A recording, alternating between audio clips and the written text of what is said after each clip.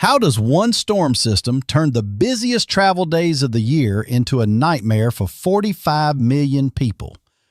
Meteorologists are saying we have not seen a December this treacherous since '97. While folks are packing their bags and wrapping last-minute gifts, the weather map is lighting up with trouble.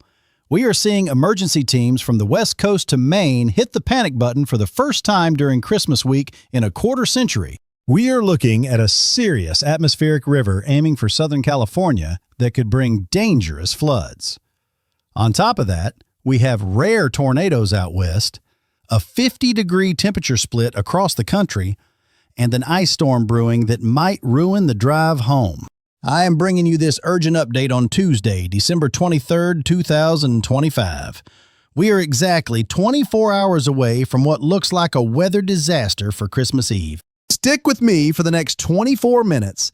I will go over forecasts for 40 big cities, tell you when to stay off the roads, and break down the evacuation orders you need to know before the grandkids arrive. Everything I am sharing comes from data pulled in the last 60 minutes. We are talking directly with the National Weather Service and emergency centers in 15 states that are currently on guard. These are not just guesses about the weather. These are the hard numbers that hospitals, utility crews, and highway patrols are using right this second to decide how to handle Christmas Eve. Airlines have already scrapped over 3,400 flights for the holiday. Communities in California are being told to leave, and emergency shelters are opening their doors across 6 states as we speak. Let us begin with the most pressing danger. Southern California is staring down a historic flood threat right as Christmas Eve kicks off. The experts call this an atmospheric river, but think of it as a fire hose that won't turn off. It is pointed straight at Los Angeles County, and the spots where wildfires burned recently are at serious risk. The mountains and slopes around the LA basin are in for an 18-hour soaking. This starts Wednesday morning and goes through Thursday, which is the worst possible timing for holiday travelers. We expect anywhere from 4 to 7 inches of rain generally, but the foothills could see a staggering 9 or 10 inches. To give you an idea, that is nearly 25% of what Los Angeles usually gets in a whole year, all landing in one day. Here is the scary part. Places that usually stay dry are going to flood. Officials are saying that even if your home weathered the last big storm, you should not assume you are safe this time around. If you are near Malibu or the burn zones and get an order to leave, get out now. No Christmas dinner is worth risking your life. On top of the rain, we have something you almost never see in December. There is a 2% chance of tornadoes spinning up near major cities like Los Angeles, San Francisco, and Sacramento. From Wednesday afternoon through Thursday, the atmosphere is going to be incredibly volatile. Seeing this kind of storm activity in California during the winter is truly unheard of. Now, I want to take you through the specific outlook for cities across the country, starting with the West Coast folks who are in the thick of it. For everyone in the Los Angeles metro area, including Burbank, Glendale, and Pasadena, you are in the bullseye. Driving from Wednesday night into Thursday morning is going to be treacherous, so expect roads to be blocked. San Diego gets off a bit easier with temperatures in the mid-70s. However, don't let your guard down, because heavy showers could still clip the area on Thursday morning. Up in San Francisco, expect a chilly rain with temperatures in the low 50s. The winds across the Bay Bridges will be fierce, and low spots from San Jose to Berkeley could see water rising. Fresno and the Central Valley will catch the edge of this system with decent rainfall. Sacramento has the same wet forecast, but with that added worry of a tornado Wednesday evening. Heading north, Seattle is dealing with its own messy Pacific storm. It will be in the mid-40s with heavy rain, while the mountain passes like Snoqualmie could get buried under 12 to 18 inches of snow. Portland is looking at heavy rain and wind, with ice possible as you go up in elevation. Mount Hood and the Cascade Crossings are going to be a nightmare with blinding snow, so please avoid them. In the Mountain West, things are split. Denver is looking at a surprisingly mild Christmas Eve, hitting 55 degrees, which is nearly 20 degrees warmer than it should be. Salt Lake City will be dry and in the low 50s. You might see snow on the highest peaks of the Wasatch, but down in the valley, it is just a quiet, gray day. Folks in Phoenix and Tucson are getting a gift from Mother Nature with sunny skies and mid-70s. Las Vegas is just as nice, hovering right around 70 degrees. Albuquerque and Santa Fe will see clouds mixed with sun and temps in the upper 50s to low 60s, which is perfect for being outdoors. Down south, the weather is painting a different picture. Miami and West Palm Beach are looking spectacular, with sunshine and temperatures pushing 80 degrees. Tampa and Orlando are keeping that beautiful trend going with highs in the upper 70s. Jacksonville looks great too, with a gentle breeze and plenty of sun. But as we get into Georgia, things get blustery. Atlanta and Augusta are under wind advisories with gusts that could hit 50 miles per hour. So make sure those lawn ornaments are tied down tight. There is a real chance of losing power in the Atlanta suburbs, especially where the trees are old. It will be mild, hitting the 70s, but that wind is going to be a nuisance. In the heart of the South, we are seeing some record-breaking warmth. Dallas, Houston, and San Antonio will all be flirting with 80 degrees on Christmas Day. Fort Worth and Plano are joining in on the heat. Down in the Houston suburbs like Sugar Land, it is going to be perfect weather to fire up the barbecue instead of the fireplace. New Orleans and Baton Rouge will be cloudy but warm in the upper 70s. It looks like Birmingham and Mobile might just have their warmest Christmas on the books. Nashville, Memphis, and Little Rock are all staying mild, with temperatures sitting comfortably in the low to mid-70s. Now the Midwest is where things get truly bizarre. Chicago is expecting temperatures in the mid-60s on Christmas Eve, which is just unheard of. Milwaukee and Green Bay are seeing heat that is 25 to 30 degrees above average. That warmth stretches all the way down through Illinois to Peoria and Springfield. But do not get too comfortable. The day after Christmas brings a nasty ice storm to Wisconsin and Michigan, with Detroit and Grand Rapids right in the line of fire. We could see up to a half inch of ice glazing over southeastern Michigan. That is going to make the drive home incredibly dangerous and likely knock out the electricity. On the flip side, Minneapolis and Duluth are in a deep freeze. While the South is wearing shorts, Minnesota will be shivering with actual air temperatures dropping to 15 degrees below zero. We are not talking about wind chill. That is the real temperature. You can get frostbite in less than 10 minutes in that kind of cold.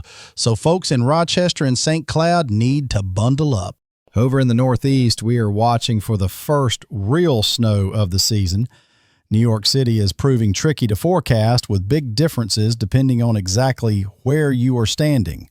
Manhattan might see 3 to 6 inches heading into the weekend. But if you live north or west in Westchester or Fairfield counties, you should prepare for 6 to 10 inches of snow. The outer boroughs like the Bronx, Queens, and Staten Island are sitting in the middle ground, likely picking up 4 to 8 inches of snow. Over in Newark, Jersey City, and Hoboken, you can expect about the same, though being closer to the warmer ocean might mix things up a bit. Folks in Connecticut, from Hartford down to New Haven and Bridgeport, you are right in the path for some serious snowfall from Friday night into Saturday. If you are in Danbury, Waterbury, or New London, you are squarely in that heavy accumulation zone. The Philadelphia metro area is handing us one of the trickiest forecasts on the map. Center City might start off with rain before turning over to snow, but the northern suburbs like Doylestown, King of Prussia, and Westchester are looking at a mostly snow event. Up in the Lehigh Valley, places like Allentown, Bethlehem, and Easton could easily see 6 to 10 inches pile up. Reading and Lancaster are in the same boat, while the higher elevations in the Poconos could get buried under more than a foot. The D.C. metro area is walking a tightrope right on the rain-snow line. The district itself, along with Arlington and Alexandria, will likely just see a cold rain, maybe with some wet flakes trying to mix in. However, do not let your guard down if you live in Montgomery or Prince George's counties or the Northern Virginia suburbs.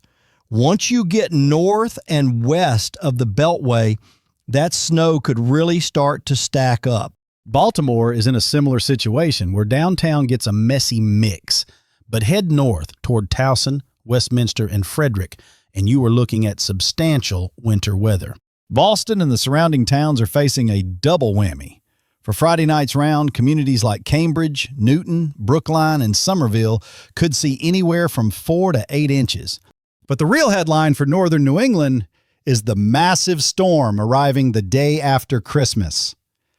We are talking a powerful nor'easter that could dump 12 to 20 inches on Portland, Augusta, Bangor, and Caribou.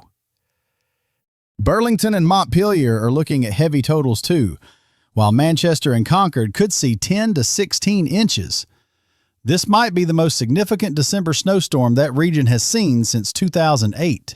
To give you an idea of how wild this map is, we could see a 95-degree temperature difference on Christmas Day between the deep freeze in International Falls, Minnesota, and the heat in Key West, Florida. That is simply unheard of in modern weather history and stands as one of the most extreme temperature clashes we have ever recorded across the continental United States in December. We are calling it the Christmas torch. This record-breaking heat in the central U.S. is caused by a massive high-pressure ridge acting like a shield, pushing all the storms around its edges. This ridge is so strong that cities like Kansas City, Topeka, and Wichita are poised to shatter their all-time Christmas records, with some spots possibly hitting an unbelievable 80 degrees. Now, please listen closely to this next part, because this travel advice is vital for your safety this holiday. If you are hitting the road, here are the specific times you need to avoid on the major highways. Interstate 5 out west is in the danger zone. Driving from Los Angeles to San Francisco between Wednesday evening and Thursday morning is extremely risky thanks to flash floods, mudslides, and near zero visibility. Please just stay off that route during the height of the storm. If you must go, try to get there before Wednesday afternoon or wait it out until Friday morning at the earliest. On the East Coast, Interstate 95, from Richmond through D.C., Philly, New York, and up to Boston, is going to be a mess from Friday evening through Saturday afternoon when the storm hits. The worst time to be on the road is Friday night at 8 p.m. through Saturday afternoon at 2 p.m. If you can shift your plans to miss that window, you will save yourself the risk of getting stranded. Interstate 80 across Pennsylvania is going to be treacherous Friday night into Saturday morning. The mountains in the Poconos make for tricky driving where conditions change drastically in just a few miles. Interstate 81, running through Virginia, Maryland, and Pennsylvania, might offer some of the most dangerous driving on the East Coast, sitting right where the rain turns to snow and ice. For those flying, the big airports are already gearing up for trouble. Los Angeles, San Francisco, and Sacramento could face shutdowns Wednesday night as that severe weather rolls through. Out east, Boston, Logan, Hartford, and Albany are prime candidates for serious delays or ground stops from Friday night through Saturday afternoon while the heavy snow is falling. Newark, Philadelphia, LaGuardia, and Kennedy airports have already triggered their severe weather plans, getting de-icing equipment ready and calling in extra crews. Chicago O'Hare and Midway might see backups later in the weekend, specifically Sunday and Monday, as that post-Christmas ice storm glazes over the Great Lakes. Denver International is adjusting flight operations because of mountain snow, while Minneapolis-St. Paul is fighting against brutal cold that makes working outside nearly impossible. We are unusually confident in this forecast because all the major computer models are in agreement, giving us a very reliable picture for Christmas week. It is rare to see the European, American, and Canadian models line up so perfectly on timing and intensity. That usually only happens with big, historic storms. Emergency crews across 15 states are mobilizing on a scale we have not seen since Hurricane Sandy, with California deploying rescue teams and power companies positioning thousands of repair trucks. Looking ahead to New Year's week, the long-range charts show a massive shift coming. A bitter Arctic front is set to sweep the eastern U.S., likely bringing an abrupt end to the record warmth. This could bring the first deep freeze of the winter to areas currently enjoying 80-degree weather, putting a real strain on infrastructure and power grids. As we wrap up this update, I want to leave you with 3 vital takeaways that could truly make the difference for your safety and planning this Christmas. First, timing is the key to survival. If you are in California, finish your travel before Wednesday morning or wait for Friday. In the Northeast, beat the rush by Friday evening or hold off until Sunday. Being willing to change your schedule isn't just convenient. It is the difference between arriving safely and getting stranded in life-threatening conditions. Second, if you are told to evacuate, go immediately without hesitation. If you are in a flood zone in California, leave now. Do not wait for the rain. Christmas memories don't mean a thing if you aren't around to make them. Third, secure your home right now against these wild temperature swings. With record cold aiming for the Midwest and ice threatening the Great Lakes, you need to act fast. Check your heating systems, wrap those pipes, ensure you have backup power, and stock up on supplies. This Arctic blast could affect power grids that are already stressed by the changes. Keep tuned to official weather services and emergency agencies. Things are moving fast and new warnings could be issued right through the holiday. I will keep the updates coming as this historic weather unfolds. The next 72 hours will test us, but with proper planning and looking out for our neighbors, we can navigate this safely. If this briefing helped you prepare, please pass it along immediately to friends and family who might be traveling or living in the path of the storm. Make sure you subscribe and turn on notifications so you get real-time updates as these dangerous systems develop. Staying informed is your best defense. In my next report, I will break down the January outlook that could bring the harshest winter weather to the east in over 30 years, with potential for historic blizzards affecting 150 million Americans.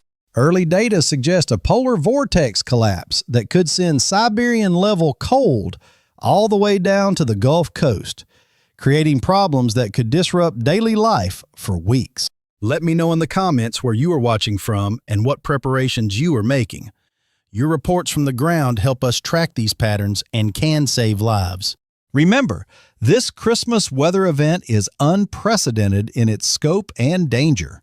But with community support and smart preparation, we will get through these challenges together. As we wait for the next report, please keep your guard up and your supplies close. Remember, taking precautions isn't just for your own sake.